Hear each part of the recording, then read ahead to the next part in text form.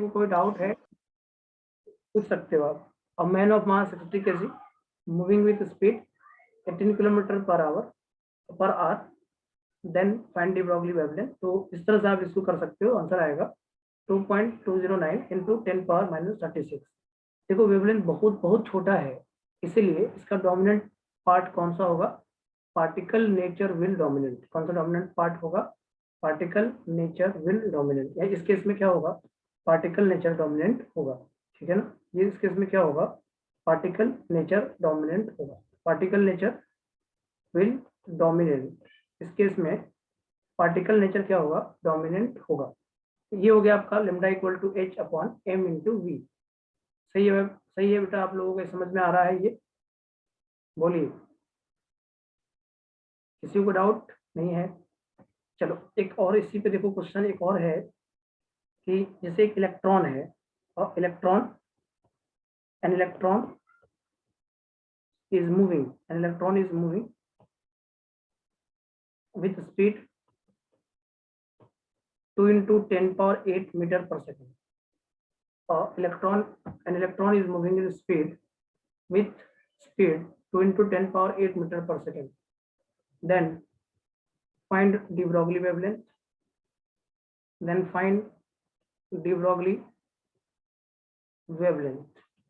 आपको बताना de Broglie wavelength कितना होगा? An electron is moving with 2 into 10⁸ meter per second with speed, यहाँ लिख लीजिएगा, with speed 2 into 10⁸ meter per second. Then find de Broglie wavelength. एक electron है जो मूव कर रहा है 2 into 10⁸ मीटर पर सेकेंड से, तो उसका डी ब्रॉगली वेवलेंथ कितना होगा? तो lambda equal to h upon m भी लगाओगे। और इलेक्ट्रॉन का मास आप लोगों को पता है, इलेक्ट्रॉन का मास कितना होता है? बताओ, मास ऑफ इलेक्ट्रॉन कितना होगा? 9.1 10⁻31 kg। यस, तो इलेक्ट्रॉन का मास पता है सबको, बस फॉर्मूला लगा दो 9.1 इंटू 10⁻31 kg। अब यहाँ से जब लेमडा निकालोगे आप क्या आएगा? h by m v. देखो तो लेमडा इक्वल टू आ जाएगा 6.626 10⁻34। मास के जगह पे क्या रखोगे? 9.1 इंटू 10⁻31 और v के जगह पे क्या रखोगे? 2 इंटू 10⁸। तो यहाँ आएगा 6.626, ये 9.1, ये 2 और यहाँ पे 10⁻⁻23 हो गया। यहाँ बदल के क्या आ जाएगा? 10⁻⁻11 हो जाएगा। चेक कर लीजिए आप। तो लेमडा इज इक्वल टू यहाँ से क्या आ जाएगा? 6.626 और बटे में 18.2 इंटू 10⁻11। यहाँ से जो आप लेमडा निकालते हो लगभग आपका 0.32 के आसपास आए। 0.32 इंटू 10⁻11 ये मीटर में आएगा। अब आप खुद सोचो, ये आप भी समझदार हो, ये वेवलेंथ थोड़ा एंगस्ट्रॉम पिकोमीटर के रेंज में है। ऐसे को पिकोमीटर में लिखा जाए तो कितना आएगा?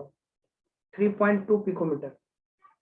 3.2 पिकोमीटर इसका रेंज है। तो वेवलेंथ एक पिकोमीटर के रेंज तक आ रहा है, इसलिए इसका कौन सा पार्ट डोमिनेंट होगा? Wave nature will dominate. तो इलेक्ट्रॉन का वेव नेचर डोमिनेंट होता है। और अपना क्योंकि मास बहुत ज्यादा होता है, इसका मास बहुत छोटा है। देखो इसका अगर मास, जिस पार्टिकल का मास बहुत छोटा होता है उसका वेव नेचर डोमिनेंट होता है, और जिसका मास ज्यादा होता है उसका पार्टिकल नेचर डोमिनेंट होता है। तो इस कंसेप्ट में क्या दिखा? जिसका मास कम होगा उसमें वेव नेचर डोमिनेंट होगा, और जिसमें मास ज्यादा होगा उसमें पार्टिकल नेचर डोमिनेंट होगा। तो यहाँ पे आपका कौन सा नेचर डोमिनेंट हो रहा है? वेव नेचर डोमिनेंट हो रहा है। इसमें आप पार्टिकल नेचर नहीं देख पाओगे। इलेक्ट्रॉन में पार्टिकल नेचर आपको नहीं दिखाई देगा। क्यों? क्योंकि वेवलेंथ 3.2 पिकोमीटर है, तो ये वेव नेचर दिखाई देगा। क्यों वेव नेचर दिखाई देगा? क्योंकि इस पार्टिकल का मास बहुत बहुत बहुत छोटा है, और अगर मास बहुत बहुत बहुत छोटा है तो उसका वेव नेचर दिखाई देता है। और अपना जो हम लोग की बॉडी है, ह्यूमन बॉडी जो है, कार है, जो भी चीजें हैं उनमें मास बहुत ज्यादा होता है। तो मास ज्यादा होने के कारण उनका डोमिनेंट पार्ट कौन सा होता है? Particle nature will dominate. वहां पे पार्टिकल नेचर डोमिनेंट होता है, क्योंकि देखो वेवलेंथ कितना छोटा आ रहा है, बहुत ज्यादा छोटा आ रहा है वेवलेंथ। देखो 10⁻⁻36 आ रहा है, जिसके कारण आप वेव नेचर देख ही नहीं पाओगे, जबकि यहाँ पे ठीक है, थोड़ा सा 3.2 पिकोमीटर है, जिसके कारण आप वेव नेचर देख पाओगे। 3.2 पिकोमीटर है, जिसके कारण आप यहाँ पे क्या कर पाओगे, वेव नेचर देख पाओगे। समझ में आ रहा है क्या क्या कह रहा हूँ मैं? बोलो। तो ये बात क्लियर हो गया? Yes. समझ में आ रहा है ये बात सब लोगों को? क्या बात समझ में आ रहा है? बोलिए। Yes sir. ये वेव नेचर डोमिनेंट होगा, ये कंसेप्ट आप सीख रहे हो। बोलो, कहाँ पे पार्टिकल नेचर डोमिनेंट होगा और कहाँ पे वेव नेचर डोमिनेंट होगा, इसे आराम से बताया जा सकता है, कोई प्रॉब्लम नहीं है। इजिली आप बता सकते हो किसका वेव नेचर डोमिनेंट होगा और किसका पार्टिकल नेचर डोमिनेंट होगा। ओके बेटा, समझ में आ गया? तो अब इसी को थोड़ा और आगे ले चलते हैं। तो लेमडा का बेसिक फॉर्मूला यही है, H/m/v। पूरे क्वेश्चन का जवाब यहीं से मिलेगा, लेकिन थोड़ा सा तुम्हें और आसान करने के लिए थोड़ा इसी का और डेरिवेशन पार्ट लेते हैं, ठीक है? जैसे अब हम काइनेटिक एनर्जी के साथ चलते हैं, तो D Broglie wavelength in terms of kinetic energy देख लेंगे, D Broglie wavelength in terms of potential देख लेंगे। ओके, जैसे एक बेसिक फॉर्मूला मेरे पास मिल गया, अब उसी फॉर्मूला को क्या करेंगे, मॉडिफाई करेंगे। ठीक है, उसी फॉर्मूला को क्या करेंगे, मॉडिफाई करेंगे, तो आपका काम होता चला जाएगा। तो मैं क्या करने जा रहा हूँ, अगला टर्म मैं ये लेने जा रहा हूँ कि डी ब्रोगली वेवलेंथ और काइनेटिक एनर्जी के टर्म में डी ब्रोगली वेवलेंथ कैसे लिखा जाए। ठीक है, तो यहाँ पे लिखो D Broglie wavelength, point wide करके लिखते हैं, D Broglie wavelength in terms of, D Broglie wavelength in terms of kinetic energy. Kinetic energy के टर्म में डी ब्रोगली वेवलेंथ क्या होगा, इसको एक बार देखते हैं। लेमडा इक्वल टू क्या होगा, H/mv। लेमडा का फॉर्मूला तो बेटा यही ना है, H/mv। अब आप जानते हो काइनेटिक एनर्जी क्या होता है, काइनेटिक एनर्जी क्या होता है, हाफ mv² होता है। अगर काइनेटिक एनर्जी हाफ mv² है तो v क्या होगा, v निकालोगे तो 2 into kinetic energy, 2 into kinetic energy by m होगा, और इसका रूट होगा 2 into kinetic energy by m, इसका रूट होगा, है या नहीं? 2 into kinetic energy, 2 into kinetic energy by m होगा। लेमडा इक्वल टू H/mv होता है, तो v का मतलब हो गया 2 into kinetic energy by m होगा, 2 into kinetic energy by m होगा। तो यहाँ से लेमडा इक्वल टू क्या आ जाएगा बेटा, H/m into 2 into kinetic energy और डिवाइड बाई स्मॉल m होगा। तो लेमडा इक्वल टू यहाँ से क्या आ जाएगा, h/√2m इंटू काइनेटिक एनर्जी होगा। ये डी ब्रोगली वेवलेंथ का फॉर्मूला है। ये क्या है, डी ब्रोगली वेवलेंथ का फॉर्मूला है। तो देखो, ऐसा नहीं है कि ये फॉर्मूला आपको अलग से याद करना पड़ेगा। देखो, आप सीधा से समझ गए, बेसिक फॉर्मूला को डेरिवेशन में लाकर हमने काइनेटिक एनर्जी के टर्म में फॉर्मूला निकाला है। लेमडा इक्वल टू क्या आ गया, H/√2m into kinetic energy. Lambda equal to क्या आ गया, H/√2m इंटू काइनेटिक एनर्जी। देख लो, यहाँ तक पहले लिखो आप, लेमडा जो होता है, देखो उसी का फॉर्मूला है, लेमडा इक्वल टू H/mv होता ही है। अब H/mv होता है, तो हमने क्या किया कि v को रिप्लेस किया, तो v को रिप्लेस करके हम काइनेटिक एनर्जी के टर्म में लिख दिए। किसको टर्म में लिख दिए, v को रिप्लेस करके काइनेटिक एनर्जी के टर्म में लिख दिए। तो v इक्वल टू क्या आ गया, √2 into kinetic energy by m। फिर इसको रख के मल्टीप्लाई कर दिए, तो क्या आ गया formula, lambda equal to H/√2m into kinetic energy. ये फॉर्मूला इंपॉर्टेंट होगा, याद रखिए। तो उसी का फॉर्मूला है, उसी का मॉडिफाइड फॉर्म है, याद हो जाएगा ये। लेमडा इक्वल टू H/mv हो गया, और in terms of kinetic energy lambda equal to क्या आ जाएगा, H/√2m into kinetic energy. Okay, clear? अब इस पे क्वेश्चन देता हूँ, ठीक है? फॉर्मूला पे क्वेश्चन दूंगा, तो आपको धीरे धीरे समझ में आने लगेगा। देखो, कोई अलग फॉर्मूला नहीं है, बाहर से फॉर्मूला नहीं लाए हैं, ये एक बेसिक फॉर्मूला से ही लाए हैं। अगर आप देखोगे तो ये एक बेसिक फॉर्मूला से ही आया है। तो चलो एक क्वेश्चन देखते हैं यहाँ पे, तो आपको थोड़ा समझ में आएगा। नेक्स्ट क्वेश्चन देखो, समझ में यहाँ तक आ गया होगा। अब यहाँ पे मान लेते हैं एक प्रोटॉन है, एक प्रोटॉन है, एक प्रोटॉन, मान लो यहाँ पे एक प्रोटॉन और एक अल्फा पार्टिकल है। तो यहाँ पे लिखिएगा, find ratio of D Broglie wavelength, find ratio of de Broglie wavelength of proton and alpha particle. Find ratio of de Broglie wavelength of proton and alpha particle if kinetic energy of both particle are same. Kinetic energy of both particle are same. Ratio of de Broglie wavelength of proton and alpha particle if kinetic energy of both particle are same. बताओ क्या होगा answer? Find ratio of de Broglie wavelength of proton and alpha particle if kinetic energy of both particle are same. Formula आपके सामने और आपको ratio बताना है. बताइए क्या होगा? रेशियो बताइए सब लोग. Find ratio of kinetic energy find ratio of de Broglie wavelength of proton and alpha particle if kinetic energy of both particle are same.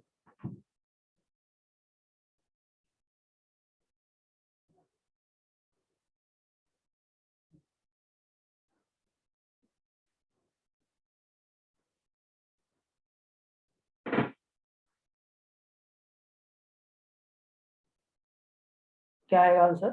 Ratio of de Broglie wavelength of proton and alpha particle if kinetic energy of both particle are same. और formula सामने लिखा हुआ है lambda equal to h by root under. हाँ sir under root 2/1 root 2 आएगा क्या? Under root 2/1 मतलब root 2 आएगा ऐसा बता रहे हैं. तो यस सर. अच्छा एक बात बताओ, अल्फा पार्टिकल का मास प्रोटॉन के मास का कितना टाइम होता है? Two times. अल्फा पार्टिकल का मास जो होता है ना प्रोटॉन के 4 टाइम्स होता है. 4 into mass of proton. Alpha particle एक हीलियम न्यूक्लियाई होता है और प्रोटॉन एक हाइड्रोजन एटम होता है. तो हाइड्रोजन के रिस्पेक्ट में हीलियम का मास कितना होता है? हाइड्रोजन का मास 1 होता है, 1 AMU, और हीलियम का मास होता है 4 AMU. इसका मतलब एक प्रोटॉन का मास का 4 टाइम्स होता है हीलियम का मास. सो हीलियम का जो मास है वही तो अल्फा पार्टिकल का मास है. हीलियम न्यूक्लियाई को तो अल्फा पार्टिकल बोलते हो, हीलियम न्यूक्लियाई को तो ही अल्फा पार्टिकल बोलते हैं. तो अल्फा पार्टिकल का 2/1 होगा. हाँ तो 2/1 हो जाएगा. सही बात है, फिर आप सही बता रहे हो. Lambda equal to h by root under 2m into kinetic energy है और अल्फा पार्टिकल का मास जो होगा वो 4 times of mass of proton होगा. तो बस उसके साथ आप उसको रिलेट कर दो, क्योंकि हीलियम न्यूक्लियाई एक अल्फा पार्टिकल होता है. ये बात मैंने आपको बताया भी था कि हीलियम न्यूक्लियाई को हम अल्फा पार्टिकल का नाम देते हैं. तो फिर यहाँ पे भी आपको यही करना चाहिए. देखो यहाँ पे लेमडा इक्वल टू क्या है, फॉर्मूला अगर लगाएं तो लेमडा इक्वल टू है मेरे पास, लेमडा इक्वल टू है h by root under 2m into kinetic energy है. अब मुझे पता है कि जो काइनेटिक एनर्जी है वो सेम है. काइनेटिक एनर्जी क्या है? सेम है. तो मास जो हो लेमडा जो होगा, lambda proton by lambda alpha particle, ये आएगा m अल्फा बाई mp और इसका अंडर रूट होगा. मुझे तो ये सही बोल रहा हूँ मैं, क्या मैं सही बोल रहा हूँ? m अल्फा बाई mp होगा. तो lambda p by lambda alpha यहाँ पे आ जाएगा root under mass of alpha particle is equal to 4 into mass of proton और divided mass of proton. Lambda p by lambda alpha जो होगा वो रूट अंडर 4 होगा, मतलब 2 होगा. तो रेशियो आएगा 2/1. जिन बच्चों का आंसर 2/1 आ रहा सही था उनका, क्योंकि अल्फा पार्टिकल का मास ये 4 times of mass of proton होता है. याद कर लीजिए आप, mass of alpha particle is equal to 4 times of mass of proton. ये याद कर लो आप, क्योंकि प्रोटॉन हाइड्रोजन एटम होता है और अल्फा पार्टिकल हीलियम न्यूक्लियाई होता है. प्रोटॉन हाइड्रोजन एटम होता है और अल्फा पार्टिकल हीलियम न्यूक्लियाई होता है. ठीक है ना? तो इसके बेसिस पे आपका अल्फा पार्टिकल का मास कितना होगा? 4 into mass of proton. Is it clear और नॉट? बोलो. अगर ये वाला फॉर्मूला याद हो गया, lambda equal to h by root under 2m into kinetic energy. ऐसा नहीं है कि ये फॉर्मूला बाहर से लेके आया हूँ मैं, हमने lambda equal to h by m v लिखा था, उसी से मॉडिफाई करके मैंने ये फॉर्मूला बनाया है. देख लो, उसी को मॉडिफाई करके मैंने ये फॉर्मूला बनाया है, lambda equal to h by root under 2m into kinetic energy बनाया है। ठीक है, क्लियर है? बोलो। Yes sir. ये बातें हो गई, समझ में आ Yes, sir. गया? अगला पॉइंट पे इसी पे चलते हैं। जैसे हमने काइनेटिक एनर्जी के पास रिलेशन निकाला, तो हम पोटेंशियल पे भी रिलेशन निकाल सकते हैं। निकाल सकते हैं क्या? अगला टर्म यही है, डी ब्रोगली वेवलेंथ। धीरे धीरे सीखो, आप समझ में आने लगेगा। D Broglie wavelength in terms of potential, in terms of potential, in terms of potential, D Broglie wavelength in terms of potential difference. Potential difference ले लो। पोटेंशियल डिफरेंस को V से डिनोट करते हैं, कैपिटल V। पोटेंशियल डिफरेंस को से denote करते हैं V से, कैपिटल V। V ऐसे, V याद आ रहा है? तो बताओगे आप मुझे काइनेटिक एनर्जी क्या होता है? काइनेटिक एनर्जी को अगर पोटेंशियल का टर्म लिखा जाए तो क्या लिखोगे? बताओ, काइनेटिक एनर्जी को पोटेंशियल टर्म में लिखा जाए तो क्या लिखोगे? अगर कोई चार्ज Q है और वो V से एक्सेलरेट हो रहा है, V पोटेंशियल डिफरेंस से एक्सेलरेट हो रहा है, कोई चार्ज है वो V से, उसका पोटेंशियल डिफरेंस V है, Q चार्ज का, और पोटेंशियल डिफरेंस V है, तो काइनेटिक एनर्जी होगा Q इंटू V। कहीं पढ़ा है इसको?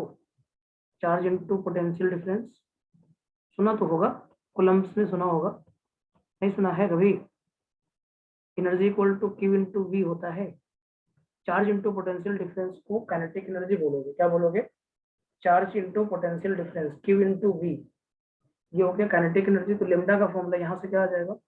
हमने पढ़ा है लेमडा का फॉर्मूला है h by root under 2m into kinetic energy. तो लेमडा इज इक्वल टू क्या होगा? h by root under 2m into Q into V, Q into V, ये है फॉर्मूला आपका पोटेंशियल डिफरेंस के टर्म में। Lambda equal to h by root under 2m into Q into V। V क्या है? Potential difference. V क्या है? Potential difference. Lambda equal to होगा h by root under 2m into Q into V। तो kinetic energy क्या होता है? Q into V होता है। बोलो, समझ में आ रहा है? Yes sir. h by root under 2m into Q into V, V है पोटेंशियल डिफरेंस। इसके टर्म में भी फॉर्मूला जानने की जरूरत है। तो 2m into Q into V कितना होगा बेटा? 2m into Q into V। बोलो, समझ में आ रहा है बात? देखो, अगर हम पोटेंशियल डिफरेंस के टर्म में लिखेंगे तो ये लिख सकते हैं ना, kinetic energy equal to Q into V होता है। और अगर फॉर इलेक्ट्रॉन लिखोगे तो kinetic energy is equal to E into V हो जाएगा। E into potential difference kinetic energy होगा। अगर कोई इलेक्ट्रॉन जो है, if an electron is accelerated through a potential difference, an electron is accelerated through a potential difference V volt, समझ रहे हो? An electron is accelerated through a potential difference V volt, then kinetic energy equal to E into V, and kinetic energy equal to क्या होगा? E into V। समझ रहे हो? बोलो बोलो। Yes, sir. तो यहाँ पे समझो, यस सर। अगर कहीं लिखा हो an electron is accelerated through a potential difference, an electron is accelerated through a potential difference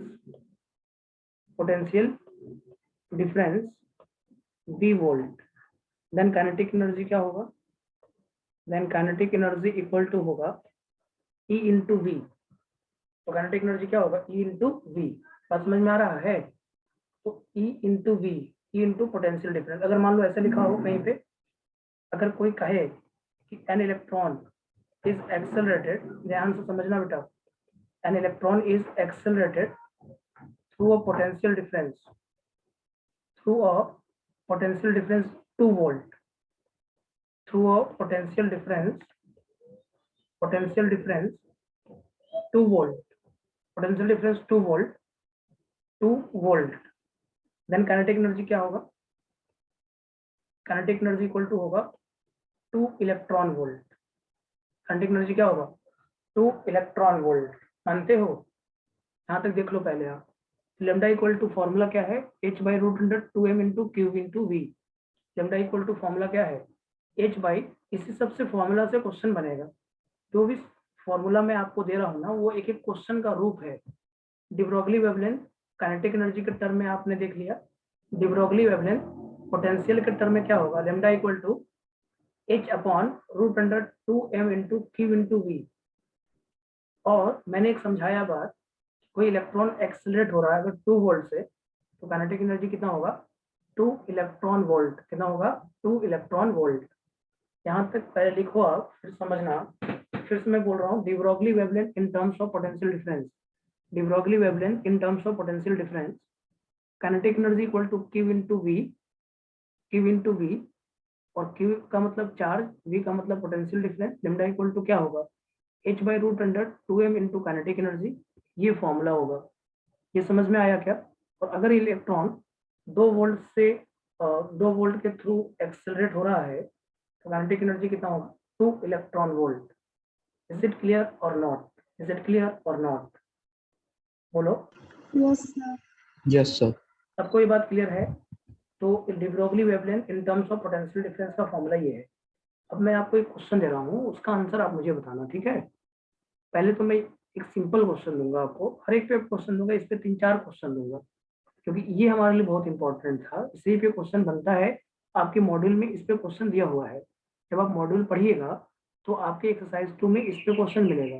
देखिए इसमें लिख रहा है, फाइंड, फिर से वही, find ratio de Broglie wavelength, find ratio of de Broglie wavelength, find ratio of de Broglie wavelength, find ratio of de Broglie wavelength of proton and alpha particle, proton and alpha particle.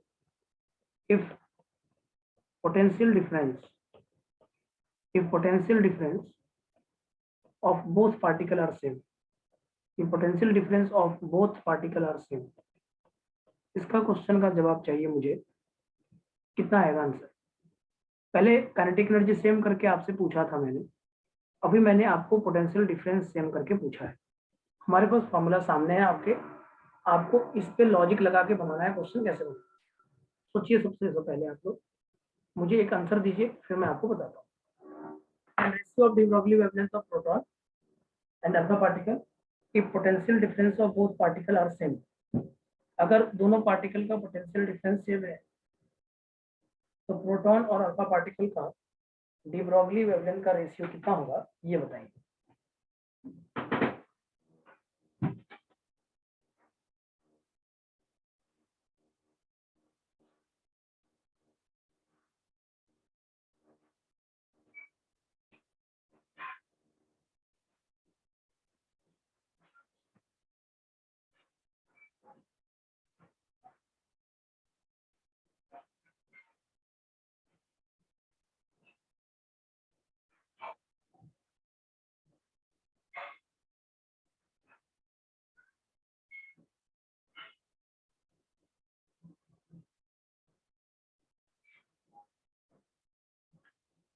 क्या answer आएगा बताओ।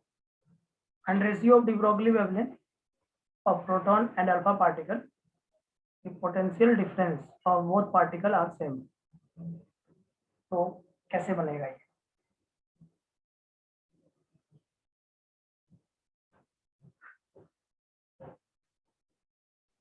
Sir, हाँ, 2√2:1. 2√2:1। Yes, sir. 2√2:1. Priyanshu 11 A1। अच्छा तुम तो गाड़ी पे हो, तुम बता नहीं पाओगे, ठीक है कोई बात नहीं। Yes. तो find ratio of de Broglie wavelength of proton and alpha particle if potential difference of both particle are same।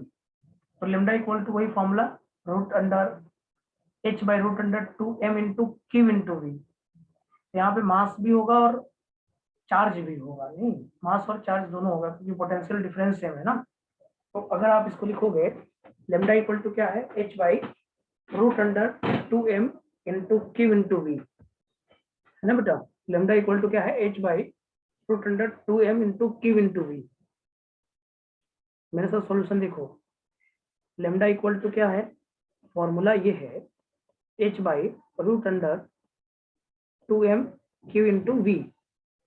अब यहाँ से तुम क्या लिखोगे, lambda p by lambda alpha, यहाँ आएगा m alpha by M P और q alpha by q p, और इसका क्या करना होगा, अंडर रूट लेना होगा, और एम अल्फा का मतलब हो गया 4 M P by M P, और अल्फा पार्टिकल के चार्ज का मतलब हो गया 2 इंटू क्यू पी बटे क्यू पी, क्योंकि अल्फा पार्टिकल का चार्ज 2 टाइम्स होता है ना, अल्फा पार्टिकल का चार्ज 2e होता है, 2e, और इलेक्ट्रॉन का चार्ज, Yes.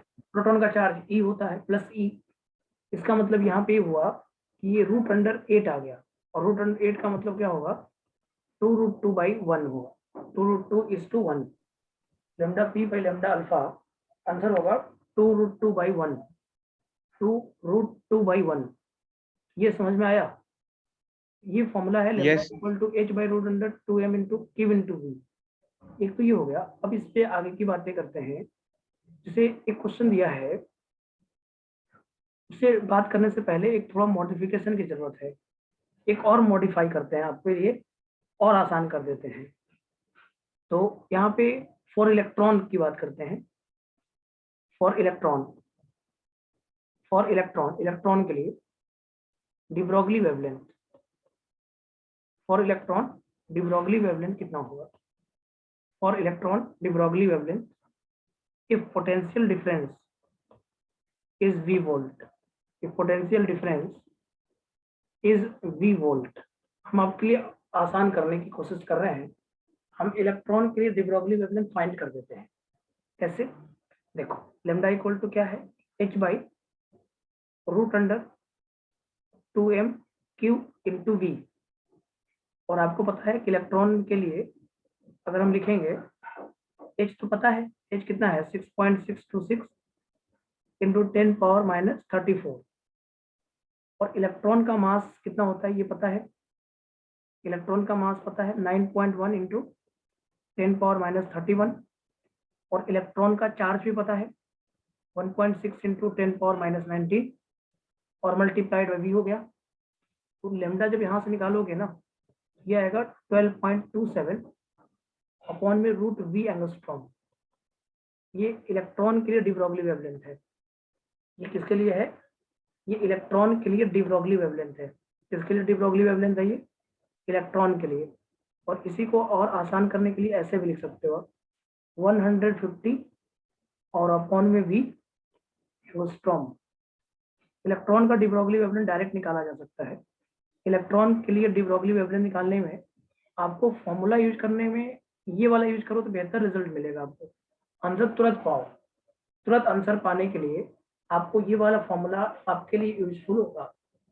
अगर आपको आंसर तुरंत पाना है तो आपके लिए ये वाला फॉर्मूला बहुत यूजफुल होगा। ये लगता है आपको कि बहुत यूजफुल होगा।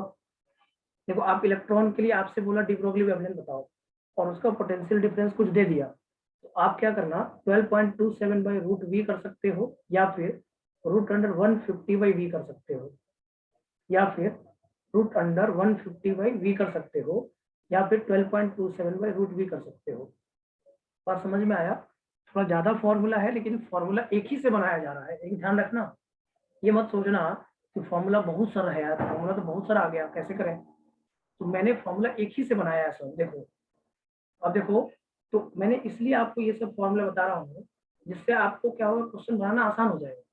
जैसे कोई इलेक्ट्रॉन दे दिया और उसका पोटेंशियल डिफरेंस दे दिया और बोला डी ब्रोगली वेवलेंथ बताओ, तो आप ये वाला फॉर्मूला में रख देना, lambda electron is equal to 12.27 by root V, या फिर lambda electron is equal to root under 150 by V angstrom. तो आपका जो आंसर है वो विद इन सेकेंड आएगा, आपका आंसर विद इन सेकेंड आएगा। लेकिन अगर आपने ऐसा नहीं किया, मान लो ऐसा नहीं किया, तो क्या करोगे, तभी बनेगा तो है, क्या करोगे आप, lambda equal to h by root under 2m into Q into V रखोगे, फिर वही करोगे, h रखोगे, मास इलेक्ट्रॉन का रखोगे, इलेक्ट्रॉन का चार्ज रखोगे, फिर सब सॉल्व करोगे तो होगा तो टाइम लगेगा कि नहीं लगेगा, ये जल्दी हो गया कि नहीं हो गया। तो इलेक्ट्रॉन के लिए डी ब्रोगली वेवलेंथ तुरंत फाइंड कर देंगे कि नहीं कर देंगे। अगर मुझे कोई बोले इलेक्ट्रॉन का डी ब्रोगली वेवलेंथ बताओ और उसका पोटेंशियल डिफरेंस दे दिया, कहा कि पोटेंशियल डिफरेंस 5 वोल्ट है या 10 वोल्ट है या 20 वोल्ट, कुछ भी दे दिया, तो मैं इलेक्ट्रॉन का जो डी ब्रोगली वेवलेंथ है तुरंत फाइंड कर दूंगा कि नहीं कर दूंगा। इलेक्ट्रॉन का डी ब्रोगली वेवलेंथ तुरंत फाइंड कर दूंगा कि नहीं कर दूंगा। और अगर मान लो मुझे ये याद नहीं रहा, सपोज करो, तो तब भी बनेगा क्वेश्चन। कैसे बनेगा? h/√2m into Q into V से h रखो, मास ऑफ इलेक्ट्रॉन रखो, इलेक्ट्रॉन का चार्ज रखो, फिर उसको सॉल्व करो, पूरा सॉल्व करो, तो फिर जाके आंसर आएगा। उसमें आपको कम से कम 2 मिनट लगेगा और इसमें आपको 10 सेकंड लगेगा। अब आप 2 मिनट पर बात करना चाहते हो या 10 सेकंड लगाना चाहते हो, ये आपकी मर्जी है। आपको मैंने ये फॉर्मूला बता दिया, आप अगर याद कर लेते हैं तो बेहतर है, और नहीं भी याद करते हैं तब भी दिक्कत नहीं है, तब भी दिक्कत नहीं, क्वेश्चन बनेगा तब भी, लेकिन वो टाइम कंज्यूम करेगा आपका, ये टाइम बचाएगा आपका, बस इतना ही फायदा है और इसका अलावा कुछ फायदा नहीं। तो अभी तक आपने 4 फॉर्मूला देखा। एक basic formula lambda equal to h/mv, उसी से मॉडिफाई करके हमने काइनेटिक एनर्जी के टर्म में लिखा h/√2m इंटू काइनेटिक एनर्जी।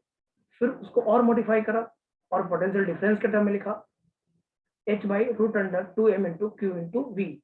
उसके बाद और मॉडिफाई किया कि इलेक्ट्रॉन के लिए de Broglie वेवलेंथ कितना होगा जब पोटेंशियल डिफरेंस v वोल्ट होगा, तो मैंने बोला 12.27/√v एंगस्ट्रॉम होगा, या फिर √150/v एंगस्ट्रॉम होगा। तो हमारे लिए कितना आसानी से फॉर्मूला बनता गया और आराम से हम क्वेश्चन को करते चले जाएंगे। क्लियर है? ये बात पहले आप लिख लो, फिर मुझे बताओ। अगर आपको ठीक लगता है तो ठीक, और नहीं लगता है तो कोई बात, आप एक ही फॉर्मूला से क्वेश्चन बना सकते हो।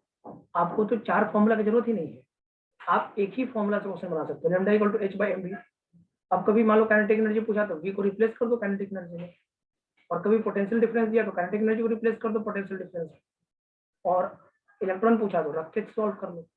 तो एक ही फॉर्मूला से पूरा क्वेश्चन बन जाएगा, उसके लिए जरूरत ही नहीं 10 फॉर्मूला का। अगर देखा जाए तो 10 फॉर्मूला की जरूरत ही नहीं।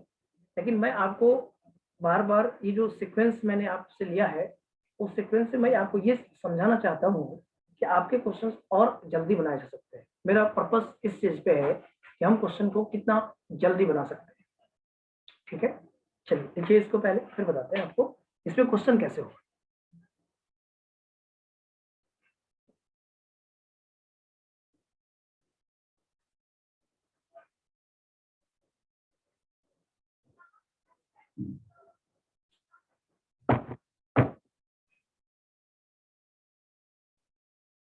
बात क्लियर है सबको?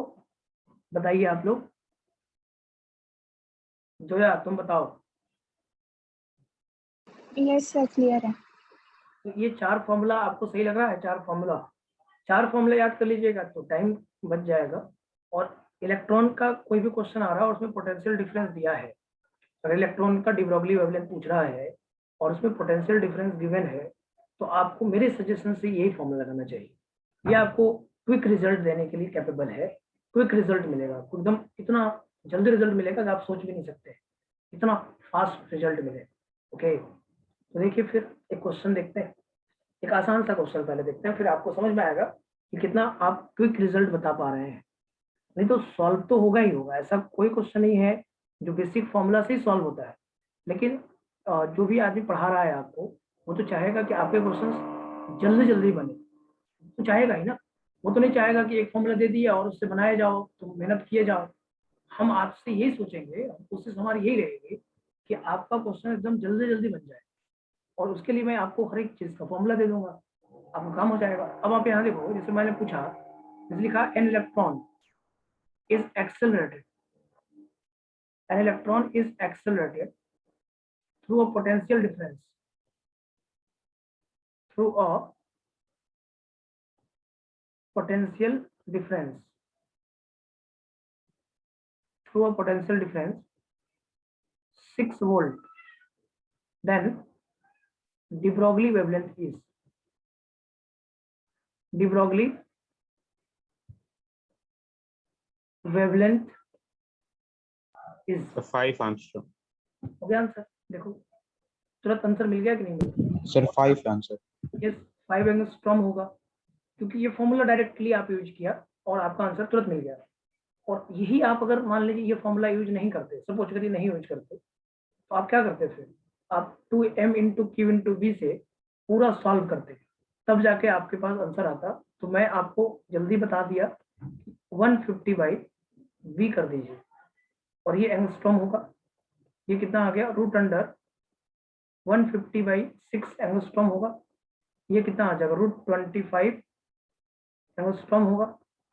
ये कितना आ जाएगा, 5 एंगस्ट्रॉम होगा। इलेक्ट्रॉन के लिए जो डी ब्रोगली वेवलेंथ है वो कितना हो जाता है, 5 एंगस्ट्रॉम हो जाता है। तो lambda e is equal to 5 angstrom होगा। Lambda e is equal to कितना होगा, 5 एंगस्ट्रॉम होगा। तो आंसर मिल गया कि नहीं मिल गया? एक क्विक आंसर आपको मिल गया, इलेक्ट्रॉन का डी ब्रोगली वेवलेंथ 5 एंगस्ट्रॉम होगा। क्लियर? आइए और देखते हैं, और देखते हैं। एक क्वेश्चन दिया हुआ है कि एक इलेक्ट्रॉन है जो एक्सेलरेट हो रहा है थ्रू पोटेंशियल डिफरेंस 100 वोल्ट। कितने से? 100 वोल्ट से।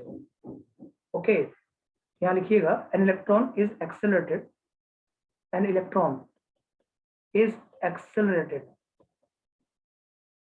an electron is accelerated,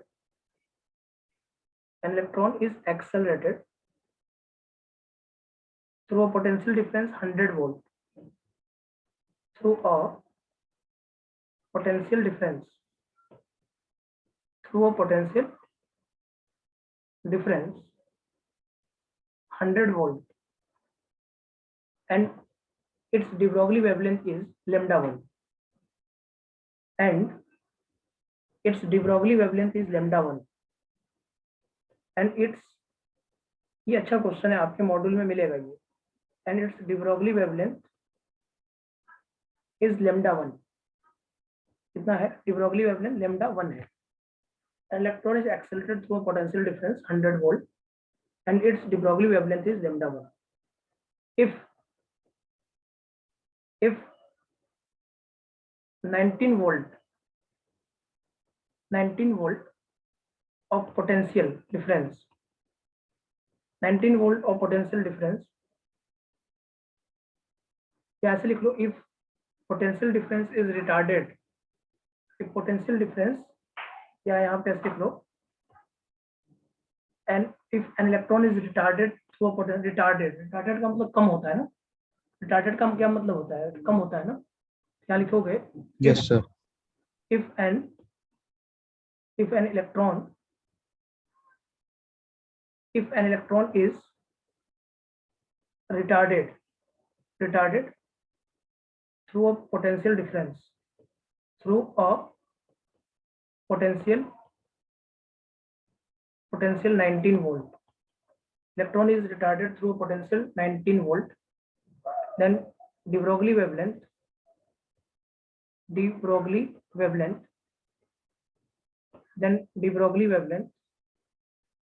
is lambda 2, and it further retarded through, and it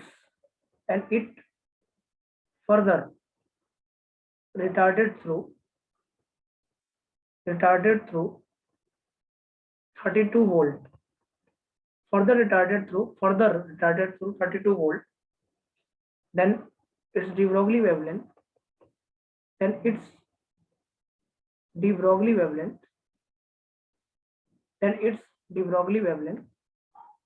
is lambda 3.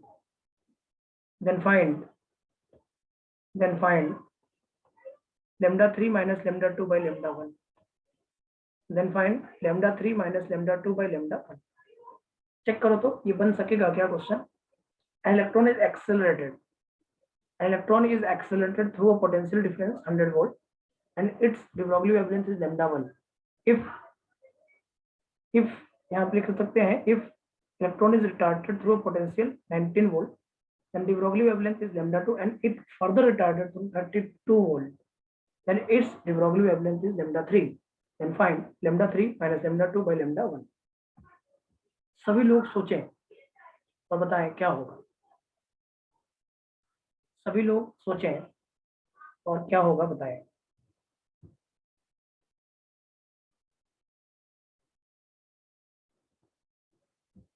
सभी लोग सोचें क्या होना चाहिए। सभी लोग सोचें, एन इलेक्ट्रॉन इज एक्सेलरेटेड, इसको सोचो। ये क्वेश्चन आपके मॉड्यूल में है। लैंग्वेज को हमने थोड़ा सा अलग सा लिखा है, तो ठीक है, समझ में तो आ ही रहा है। एक इलेक्ट्रॉन जिसका पोटेंशियल डिफरेंस 100 वोल्ट है, उसमें 19 वोल्ट का रिटार्डेशन हुआ, तो de Broglie wavelength लैम्डा 2 हो गया। और जब उसमें 32 का रिटार्डेशन हुआ, तो डिब्रोगली वेवलेंथ लेमडा 3 हो गया। तो बताइए lambda 3 minus lambda 2 by lambda 1 कितना होगा? सोचिए, सभी बच्चे सोचें और बताएं क्या आंसर आपको हिसाब से होना चाहिए। An electron is accelerated through a potential difference 100 volt and its de Broglie wavelength is lambda 1. If an electron is retarded through a potential difference 19 volt, then de Broglie wavelength is lambda 2, and it further retarded through a 32 volt, then its de Broglie wavelength is lambda 3. Then find lambda 3 minus lambda 2 by lambda 1. कोई बताएगा answer? सोचें, समझें और बताएं। क्या ये question बनाया जा सकता है?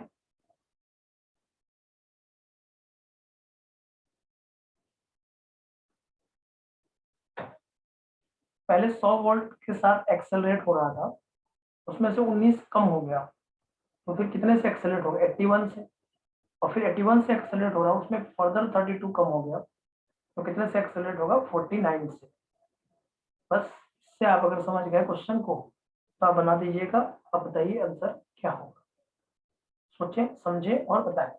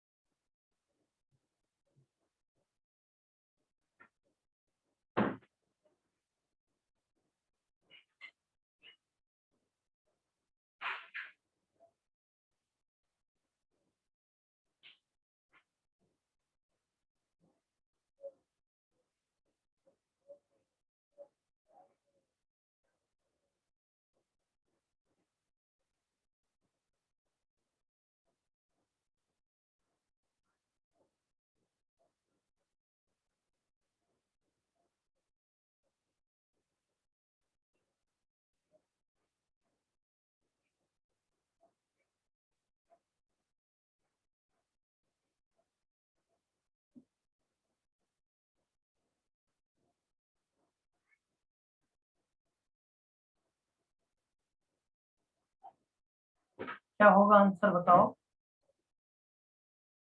कोई नहीं बताएगा? जोया, जोया। कर रहे हैं। सर बता रहे हैं, बस एक सेकंड। हाँ हाँ हाँ, बताओ बताओ।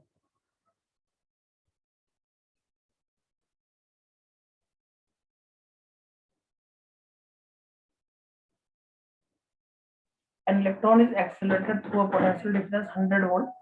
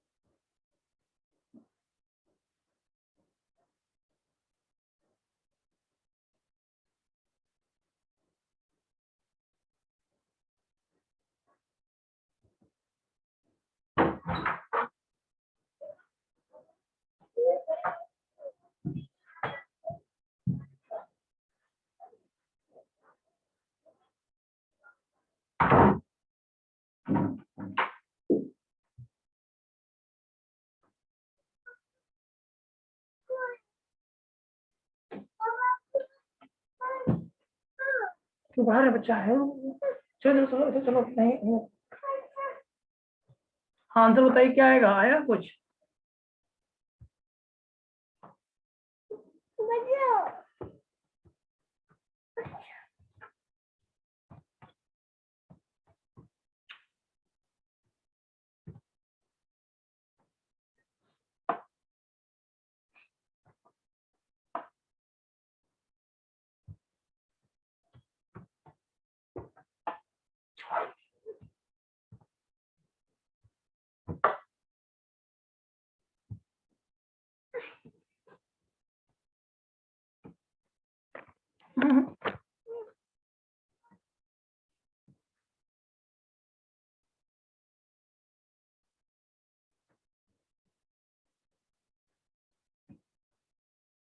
प्रियांशु,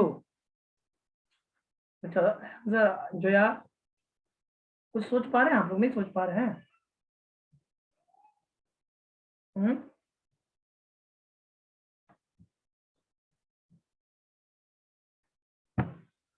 ऋषभ,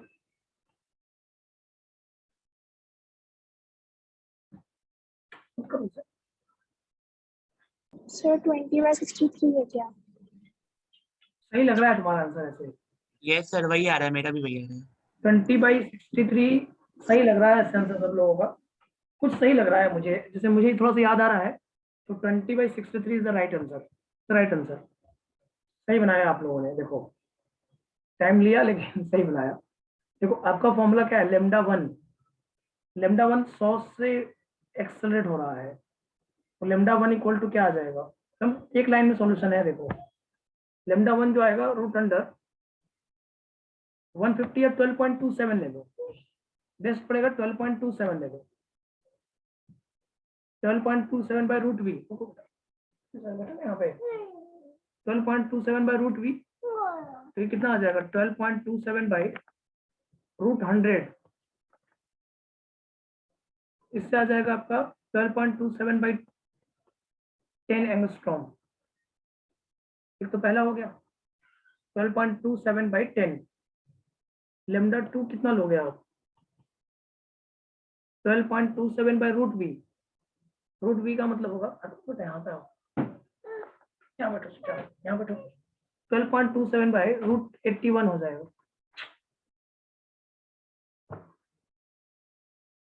ये 81 हो जाएगा, तो ये कितना आ जाएगा? 12.27 बाई 9 हो जाएगा एंगस्ट्रॉम। देखो 81 होगा ना, तो 19 से रिटार्ड हुआ तो एक्सेलरेट कितने से होगा? 81 से ही हो पाएगा। उसके बाद लेमडा थ्री जो आएगा वो आएगा 12.27, और फिर 32 से रिटार्ड हुआ, एक्सेलरेट कितने से होगा? 49 से ही होगा। इसका मतलब ये कितना आ जाएगा? 12.27 बाई 7 एंगस्ट्रॉम। इस तरह से lambda three minus lambda two by lambda one कर सकते हैं आप। Lambda three minus lambda two by lambda one कर सकते हो आप। समझ में आया? तो आपका आंसर सही है, 20/63 इज द राइट आंसर। 20/63 जिन बच्चों का आंसर आया है उन बच्चों का आंसर सही है। समझ में आया ये बात सब लोगों को? बोलो यस सर। क्लियर है सबको? Yes, sir. तो यहाँ से आप जब देखो तो 12.27 बाई 7 आ गया। अब इसको क्या करो? Lambda three by lambda two करो। तो इसके बाद एक सेकंड रुकना बेटा, 1 मिनट।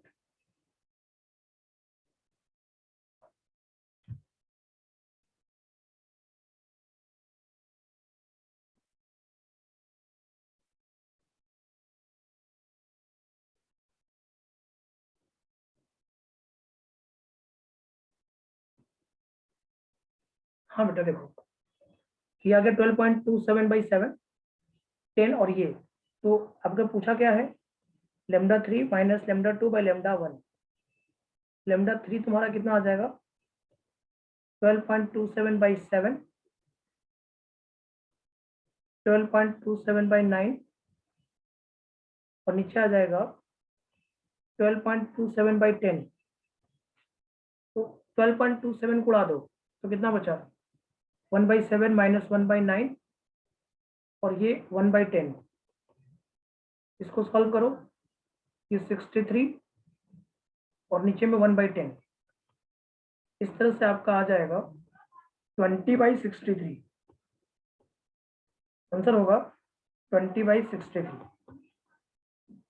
देखो कितना जल्दी बन गया आपका क्वेश्चन, कितना बड़ा सा क्वेश्चन लग रहा था और 3-4 लाइन में बन जाएगा। λ1 निकालो, λ2 निकालो और λ3 निकालो, और λ3 माइनस λ2 बाई λ1 करना था। तो बस आप इसको लगा दो, फॉर्मूला लगा दो, आंसर आ जाएगा। तो आंसर आएगा 20/63। कितना आएगा आंसर? 20/63। क्लियर है बात? ये सभी को क्लियर हुआ 20/63 वाला? और किसी को Yes, डाउट है तो आप पूछ सकते हो। सभी को क्लियर है? Yes, sir. चलिए एक क्वेश्चन और देखते हैं इसी पे, इलेक्ट्रॉन से रिलेटेड ही, फिर थोड़ी सी बातें और करेंगे आपसे। एक इलेक्ट्रॉन है, एक्सेलरेट हो रहा है 2 वोल्ट से। N electron is accelerated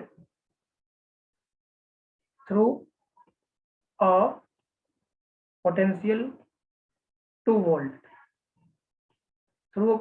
volt, and it further accelerated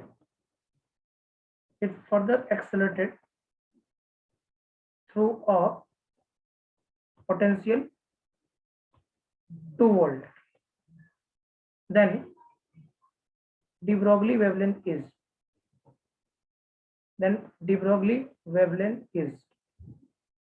बताओगे? एक इलेक्ट्रॉन है जिसमें 2 वोल्ट से पहले एक्सेलरेट हुआ, फिर से वो 2 वोल्ट से एक्सेलरेट हुआ, तो बताइए de Broglie wavelength कितना होगा?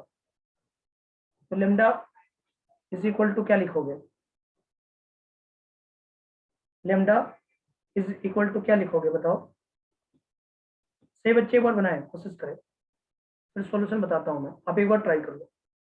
एक इलेक्ट्रॉन 2 वोल्ट से एक्सेलरेट हुआ पहले, फिर से 2 वोल्ट से एक्सेलरेट हुआ, तो टोटल एक्सेलरेशन इसमें कितना हो गया? टोटल पोटेंशियल कितना आ जाएगा? 2 + 2 4 आ जाएगा कि नहीं आ जाएगा? बोलो। द de Broglie wavelength कौन से पोटेंशियल डिफरेंस से निकलेगा? 4 पोटेंशियल डिफरेंस से निकलेगा कि नहीं निकलेगा? बोलिए। पोटेंशियल डिफरेंस 4 से निकलेगा कि नहीं निकलेगा? Yes, sir. yes, sir. Total potential difference 4 volt होते हैं, तो ये आ जाएगा, ये वाला फॉर्मूला लगाएंगे यहाँ पे। Lambda electron is equal to 12.27/√v लगाओ, ये ज्यादा अच्छा पड़ेगा आपको।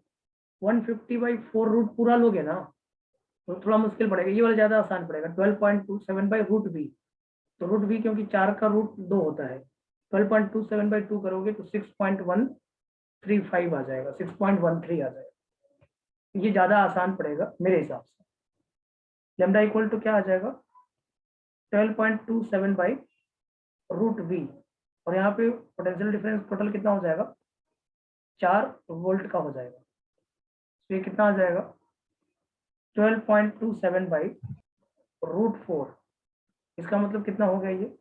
So 6.12. 12.27/2, इसका मतलब ये आ गया 6.135 एंगस्ट्रॉम, 6.135 एंगस्ट्रॉम। तो ऐसा क्वेश्चन आएगा, आप बना दोगे? अगर ऐसा क्वेश्चन आता है तो क्या बनाया जा सकता है? बोलो। Yes, sir. Yes, sir. Yes, sir. Point सबको क्लियर हो गया? ये पॉइंट सबको क्लियर हो गया? बोलो। इसके बाद अब हम अगला पॉइंट पे चलते हैं। In the last point of de Broglie wavelength, last point of de Broglie wavelength। देखो एक चीज, तो इलेक्ट्रॉन के लिए ये फॉर्मूला ज्यादा आपके लिए यूजफुल होगा, आसान होगा। 12.27/√v और √150/v, ये आपको समझना है कि कौन से हमारा कैलकुलेशन आसान पड़ेगा, उसके हिसाब से आप अपने हिसाब से मॉडिफाई कर लेना, उसमें मुझे कुछ कहने की जरूरत आपको है नहीं। अब एक बात जो बोलने वाला हूं मैं, जो आपके लिए बहुत इंपॉर्टेंट होने वाला है, जो भी जैसे कोई ऑर्बिट नंबर होता है, तो ऐसा de Broglie का कहना था, de Broglie का ये कहना था कि अगर कोई सेकेंड ऑर्बिट में है तो उसमें 2 ही वेव जनरेट होगा, अगर कोई फर्स्ट ऑर्बिट में है तो उसमें 1 ही वेव जनरेट होगा, और कोई अगर थर्ड ऑर्बिट में है उसमें 3 वेव जनरेट होगा। तो number of wave generated in orbit, in nth orbit is equal to n होता है।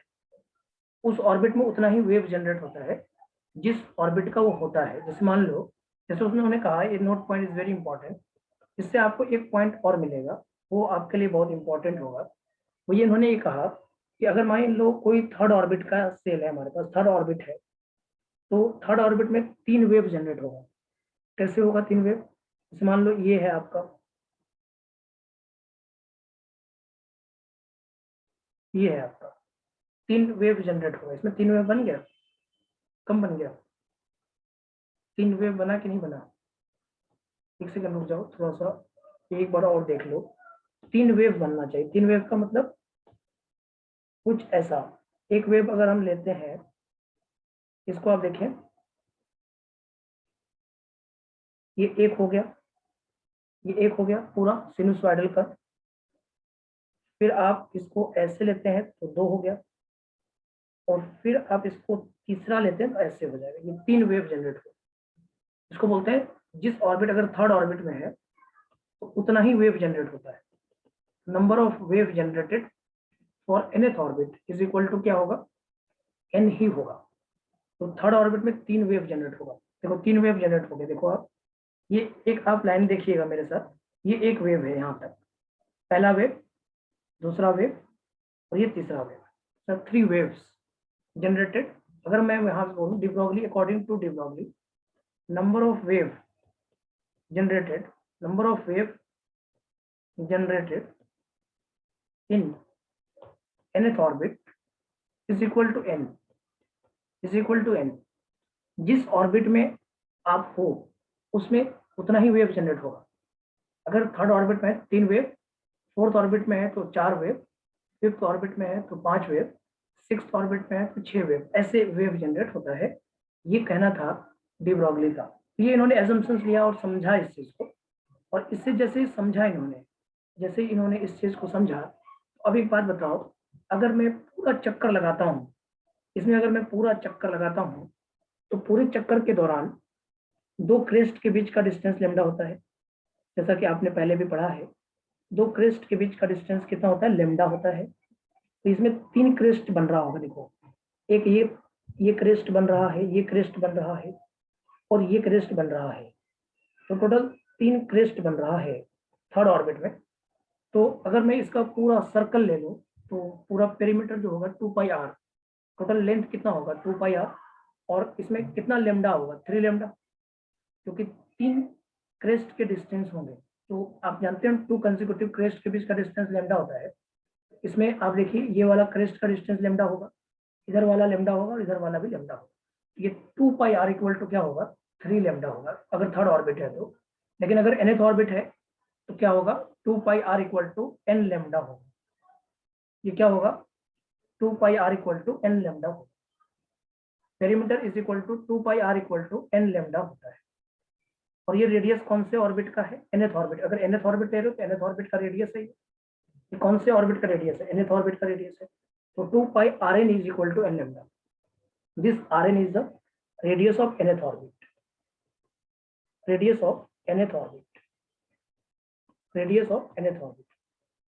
इससे पता है आपको क्या प्रूफ हो गया? वो जो बोला गया था बोर्स एटॉमिक मॉडल में, एक सेकेंड पोस्टुलेट था कि orbital angular momentum, sorry angular moment is integral multiple of h/2 pi. ये प्रूफ हो गया। देखो यहाँ से 2 pi r equal to n lambda से ये बात प्रूफ हो जाएगा। देखो कैसे होगा, ये मैं प्रूफ करके दिखाता हूँ आपको। ये देखो 2 pi r equal to n lambda है, तो n की जगह पे n रहने दो और लेम्डा की जगह पे क्या लिखोगे? h/mv लिखोगे कि नहीं लिखोगे? देखो क्या आया, ये mvr is equal to nh/2 pi आया कि नहीं आया? ये प्रूफ हो गया। यहाँ से जो बातें बोर्स ने प्रूफ नहीं करी थी, बोर्स ने अपने एक्सपेरिमेंट के दौरान आ रहा था वो लिख दिया था उन्होंने कि mvr इक्वल टू क्या होता है? nh/2 पाई होता है। लेकिन यहाँ से ये प्रूफ हो गया कि 2 pi r equal to n lambda होता है, और 2 pi r equal to n lambda है तो लेम्डा इक्वल टू h/mv होगा। इससे आ जाएगा mvr इक्वल टू nh/2 पाई। ये प्रूफ हो गया। ये प्रूफ कौन किया आपका? डी ब्रॉगली ने इससे प्रूफ किया। ये प्रूफ हो गया, प्रूफ्ड। कहाँ पर लिखिएगा? Bohr's second postulates, Bohr's second postulates. मैंने वहां बोला था कि ये बातें बोर्स को पता नहीं चल पा रहा था ये कैसे आ रहा है mvr इक्वल टू nh/2 पाई, लेकिन उनके पूरे कैलकुलेशन में ये इन्वॉल्व था, इसलिए उन्होंने ये स्टेटमेंट में अपने लिख दिया था। लेकिन इसका प्रूफ कहाँ से मिला? डी ब्रॉगली कंसेप्ट से मिला। उन्होंने ये बताया कि जिस ऑर्बिट में आप हो, जिस ऑर्बिट की आप बात कल्पना कर रहे हो, उसमें उतना ही वेव जनरेट होगा। अगर आप थर्ड ऑर्बिट में हो तो 3 वेव जनरेट होगा, अगर आप फोर्थ ऑर्बिट में हो तो 4 वेव जनरेट होगा, अगर nth ऑर्बिट में हो तो n वेव जनरेट होगा। जिस ऑर्बिट में आप हो वो उतना ही वेव जनरेट करता है। तो आप देखिए, अगर आपका थर्ड ऑर्बिट में 3 वेव जनरेट हुआ तो 3 लेमडा डिस्टेंस बनेगा। इसका मतलब 2 पाई आर इक्वल टू क्या बन जाएगा, n लेमडा, और ये n जो है ये रेडियस ऑफ nth ऑर्बिट होगा। तो आंसर क्या है, 2 pi r equal to n lambda. 2 pi r equal to क्या है, n लेमडा। ये फॉर्मूला बहुत इंपॉर्टेंट है जो बोर्स के साथ इसको जोड़ता है। इस डी ब्रोगली वेवलेंथ को बोर्स एटॉमिक मॉडल के साथ जोड़ता है। किसके साथ जोड़ता है, बोर्स एटॉमिक मॉडल के साथ इस फॉर्मूला को जोड़ता है। जैसे कि डी ब्रोगली वेवलेंथ का फॉर्मूला आप बोर्स के साथ यूज कर सकते हो। देखो क्योंकि ये जो रेडियस है वो बोर्स ऑर्बिट का रेडियस है। उसके और रेडियस है, रेडियस ऑफ बोर्स ऑर्बिट है। ओके, तो ये आप पहले लिख लो कि number of wave generated in nth orbit is equal to n होता है। Number of wave generated in nth orbit is equal to n होता है, और 2 pi r is equal to n lambda होता है। 2 pi r equal to n lambda होता है, और r जो होता है वो रेडियस ऑफ nth ऑर्बिट होता है। 2 pi r equal to n lambda. इससे क्वेश्चन बनेगा आपका बहुत सारा अच्छा सा, तो आप इसको पहले लिख लो। फिर मैं एक छोटा सा क्वेश्चन आपको देता हूँ और वो आज का क्लास का एंड होगा, और आप सेक्शन ई डी ब्रोगली वाले क्वेश्चन बनाना। उसमें हाइजेनबर्ग अनसर्टेनिटी वाले भी क्वेश्चन है। जहां जहां पे अनसर्टेनिटी लिखा हुआ क्वेश्चन होगा उसको छोड़कर आप डी ब्रोगली के जितने भी क्वेश्चन होंगे पार्ट 1 में और पार्ट 2 में उन्हें आप बना लीजिएगा। ओके, क्लियर है। चलिए, एक क्वेश्चन के साथ आज का क्लास एंड होगा। वो क्वेश्चन ये है, वो क्वेश्चन है, कह रहा है एक ऐसे ही लिखा हुआ है, find de Broglie wavelength, find, ऐसे पूछ रहा है, find de Broglie wavelength, find de Broglie wavelength, find de Broglie wavelength in third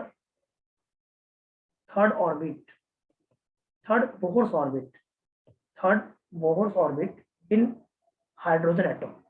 find de Broglie wavelength in third Bohr's orbit, Bohr's orbit in hydrogen atom.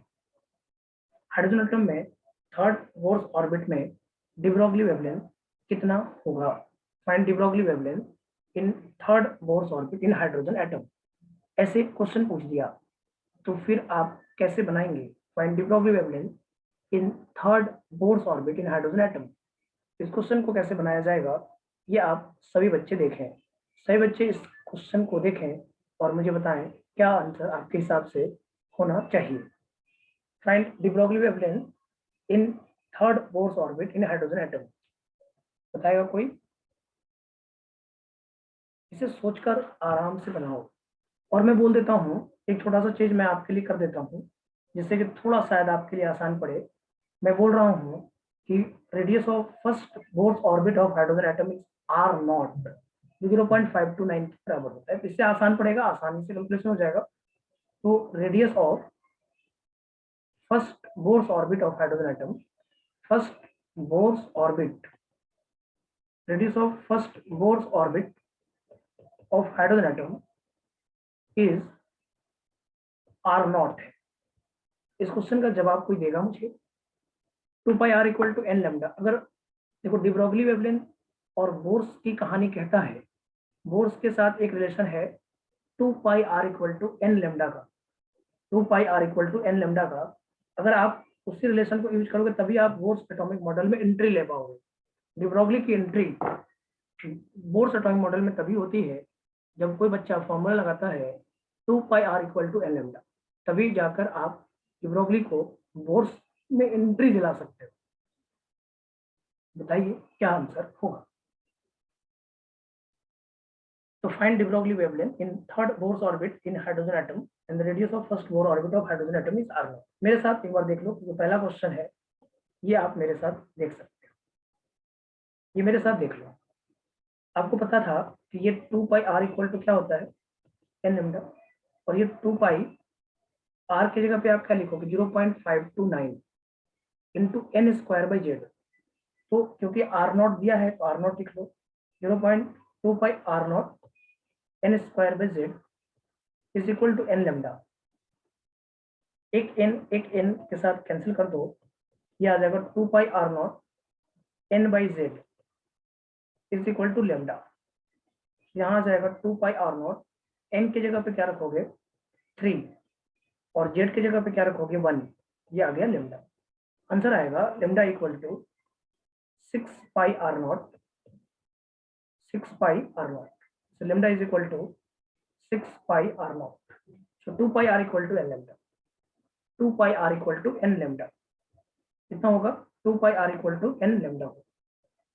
और 2 pi are की जगह क्या रखोगे 0.529 N square by Z, 0.529 N square by Z.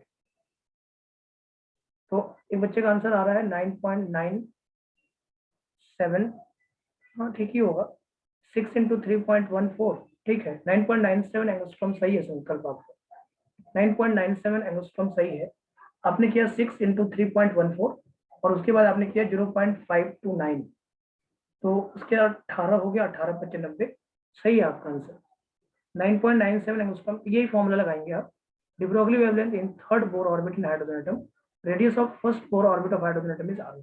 Try कर लीजिए, एक बार आप देख लीजिए इस क्वेश्चन को, एक बार समझने की कोशिश करिए।